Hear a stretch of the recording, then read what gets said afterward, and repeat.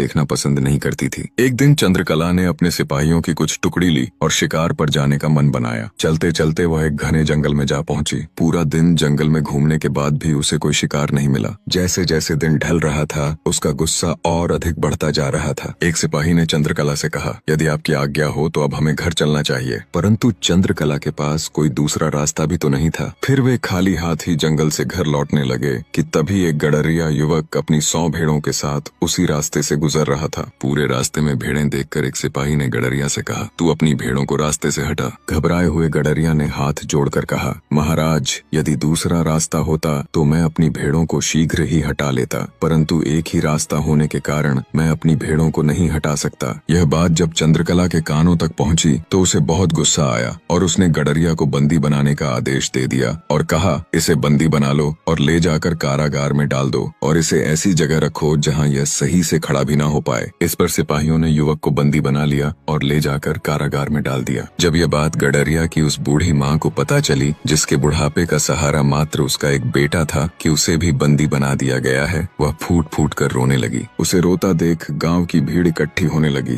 परंतु राजकुमारी चंद्रकला के खिलाफ कोई बोल भी नहीं सकता था। वहां पर खड़े सभी लोग कहने लगे, हो ना हो, तेरे बेटे की ही कुछ न कुछ गलती होगी। परंतु बूढ़ी माँ को पूरा विश्वास था कि उसका बेटा कोई भी गलती नहीं कर सकता। उसने गांव वालों की बातों को नजरअंदाज किया और चंद्रकला के महल में जा पहुंची। जब उसने चंद्रकला से यह बात कही, बेटी, तुम मेरे बेटे को छोड़ दो, उसकी कोई गलती नहीं है। यदि तुम चाहो तो उसकी जगह पर मुझे बंदी बना लो, पर मेरे बेटे को छोड़ दो। इतना सुनते ही राजकुमारी अत्यंत क्रोधित हुई और कहा, यदि तेरे बेटे की कोई गलती नहीं है तो इसका मतलब मेरी गलती है। मैंने उसको बिना किसी गलती के बंदी बना रखा है। अब तो यही ढिंढोरा पूरे नगर में पीट कर आई होगी, मेरे प्रति लोगों को भड़काया होगा। अब जब तू इतना कह रही है तो दंड की हकदार तो तू भी है। सिपाहियों, इसे ले जाओ और इसे तब तक कोड़े लगाओ जब तक यह अधमरी ना हो जाए। परंतु उनमें से एक सिपाही समझदार था। उसे उस बूढ़ी महिला पर दया आ गई और उसने उसे मारना उचित नहीं समझा और चुपके से छोड़ दिया। वह तुरंत वहां से चल दी और कई दिनों के बाद वह राजा विक्रमादित्य के राज्य में जा पहुंची। जो भी उसके साथ बीती थी वह सब उसने राजा विक्रमादित्य के सामने कह सुनाई। विक्रमादित्य ने कहा, हे माता, आप चिंता न करें, आप यहीं मेरे अतिथि गृह में मेहमान बनकर रहें और मैं जा रहा हूँ आपके बेटे को लेने, और जब तक मैं उसे छुड़ा नहीं लूंगा तब तक मैं भी वापस नहीं आऊंगा। इतना कहकर विक्रमादित्य वहां से चल दिए और द्वार पर जाते ही एक दरबारी से कहा, जाओ जाकर अपनी राजकुमारी चंद्रकला से कह दो उससे मिलने राजा विक्रमादित्य आए हैं। दरबारी ने जैसे ही विक्रमादित्य का नाम सुना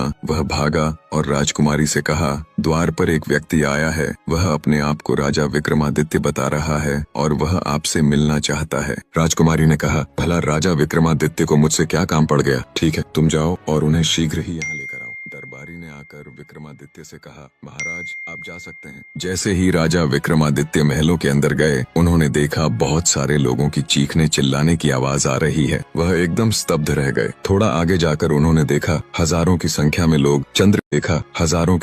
लोग चंद्रकला के कैद खाने में कैद हैं और चीख चिल्ला रहे हैं और कभी कभी रोने लगते हैं। इस सब को नजरअंदाज कर विक्रमादित्य आगे बढ़ते रहे। एक दासी उन्हें चंद्रकला के कक्ष में ले गई। विक्रमादित्य ने जैसे ही चंद्रकला को देखा वह उसकी तरफ देखते ही रह गए, क्योंकि चंद्रकला इतनी सुंदर थी कि उसके पीछे कोई भी जान दे सकता था। चंद्रकला ने विक्रमादित्य से आने का कारण पूछा। विक्रमादित्य ने बताया, मेरे आने का मात्र एक कारण था, परंतु तुम्हारे महल के अंदर आते हुए मुझे कुछ अजीब सा महसूस हुआ। बहुत सारे लोगों की चीखने और चिल्लाने की आवाज आ रही थी। इसका कारण क्या है? चंद्रकला बोली, हे राजा, तुम्हारी बुद्धिमत्ता और साहस के बहुत सारे किस्से सुने हैं मैंने, क्या तुम खुद नहीं पता लगा सकते? विक्रमादित्य ने कहा, वह सब तो बाद में, परंतु पहले मैं जिस कार्य के लिए आया हूँ वह सुनो। तुमने एक बूढ़ी माँ के बेटे को बंदी बना रखा है, उसे छोड़ दो, क्योंकि उस बूढ़ी महिला के बुढ़ापे का सहारा मात्र वही एक बेटा है। चंद्रकला ने कहा, उसने मेरा रास्ता रोकने का दुस्साहस किया है। विक्रमादित्य ने कहा, चंद्रकला, मैंने उसकी माँ को वचन दिया है, मैं उसको लेकर आऊंगा। अब यदि तुम उसे ऐसे नहीं छोड़ोगी तो मुझे कोई दूसरी युक्ति अपनानी पड़ेगी, परंतु मैं उसे यहाँ से लेकर ही जाऊंगा। चंद्रकला गुस्से में बोली, यदि ऐसा है तो ठीक है, बहुत सुने तुम्हारी बुद्धिमत्ता के चर्चे। अब यदि तुम्हें उसे छोड़वाना ही है तो मेरे 3 प्रश्नों का उत्तर देना पड़ेगा। यदि तुम उत्तर न दे पाए तो तुम्हें भी इन्हीं लोगों के साथ काल कोठरी में रहना पड़ेगा, और यदि तुमने मेरे सवालों का सही